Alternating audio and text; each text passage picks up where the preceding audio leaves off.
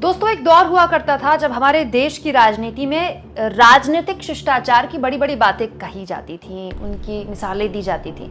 मतलब राजनीतिक तौर पर कोई किसी का विरोधी हो सकता था, लेकिन हमेशा एक शिष्टाचार बना रहता था और संसद में उसकी झलक भी दिखाई देती थी। लेकिन अब संसद ही नहीं, संसद के बाहर भी वो पूरी तरह से खत्म हो गई है।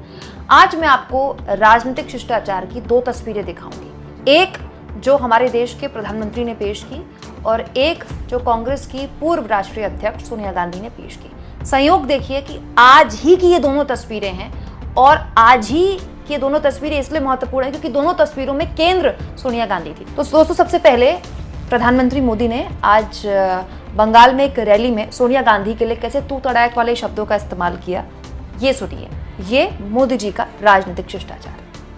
मैंने तो पहले ही कहा था कि इनकी बड़ी ने, मैंने पार्लियामेंट में कहा था, तब तो चुनाव को 2 महीने की 3 महीने की देर थी। मैंने कहा था इनकी सबसे बड़ी नेता चुनाव लड़ने की हिम्मत नहीं करेगी, वो डर के मारे भाग जाएगी। और वो भाग करके राजस्थान गई और राजस्थान से राज्यसभा में आई और हुआ भी यही। और अब देखिए दोस्तों, सोनिया गांधी का राजनीतिक शिष्टाचार। जिस वक्त रायबरेली में राहुल गांधी अपना नामांकन दाखिल करने आए, उनसे पहले कमरे में जब अधिकारियों को पेपर सौंपे जाते हैं तो सोनिया गांधी भी उनके साथ मौजूद थी। सबसे पहले सोनिया गांधी अंदर आई, लेकिन उनको एहसास हुआ कि वो सबसे पहले आई हैं, पार्टी के राष्ट्रीय अध्यक्ष मल्लिकार्जुन खड़गे अभी नहीं आए हैं। तो सोनिया गांधी अंदर आई और खड़ी रही, वो बैठी नहीं, क्योंकि राजनीतिक शिष्टाचार और डिसिप्लिन, अनुशासन भी यही कहता है, पार्टी का अनुशासन भी यही कहता है कि जब तक आपके राष्ट्रीय अध्यक्ष ना आ जाए, ये एक बेसिक चीज है। ऐसा नहीं कि सोनिया गांधी अगर बैठ जाती तो बहुत बड़ा कोई तमाशा या तूफान हो जाता, लेकिन ये बेसिक डिसिप्लिन होता है पार्टी के अंदर का कि आपके राष्ट्रीय अध्यक्ष अगर नहीं आए हैं तो आप उनके आने का इंतजार करें। राष्ट्रीय अध्यक्ष मल्लिकार्जुन खड़गे आते हैं, जब तक वो नहीं बैठते सोनिया गांधी खड़ी रहती हैं, खड़ी रहती हैं, खड़ी रहती हैं, और जब मल्लिकार्जुन बैठ जाते हैं तब सोनिया गांधी उनके बगल में आकर बैठती हैं। यह है दोस्तों राजनीतिक शिष्टाचार का एक उदाहरण। आज ही के दिन मोदी जी ने सोनिया गांधी के लिए तू तड़ाक जैसे शब्दों का इस्तेमाल किया कि वो, मैंने तो पहले ही कहा था, वो भाग जाएगी, राज्यसभा चली जाएगी।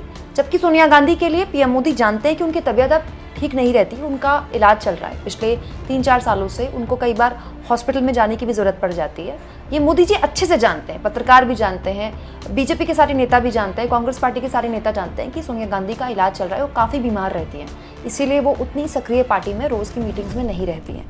उसके बावजूद भी मोदी जी ने ये बात बोली सोनिया गांधी के लिए, वो भी तू तड़ाक जैसे शब्दों का इस्तेमाल करके। वो बोल सकते थे कि वो भाग गई, वो बोल सकते थे कि वो भाग कर चली गई, सांसद बन गई, लेकिन उन्होंने बचे वो इस तरह के शब्दों से। और दोस्तों, सोनिया गांधी को लेकर जो इस तरह का हमला है ना, ये कोई पहली बार नहीं है। अमित शाह का 2 महीने पुराना ये वीडियो है जिसमें अमित शाह कह रहे हैं कि जिनका मूल इटली में हो वो देश की परंपराओं का सम्मान नहीं कर सकते, ये अमित शाह कह रहे हैं। दोस्तों, अमित शाह का ही 14 अप्रैल का ये इसी चुनाव के दौरान का एक वक्तव्य है, भाषण के दौरान उन्होंने बोला था, कमल का बटन इतनी जोर से दबाएं कि झटके इटली तक महसूस हो।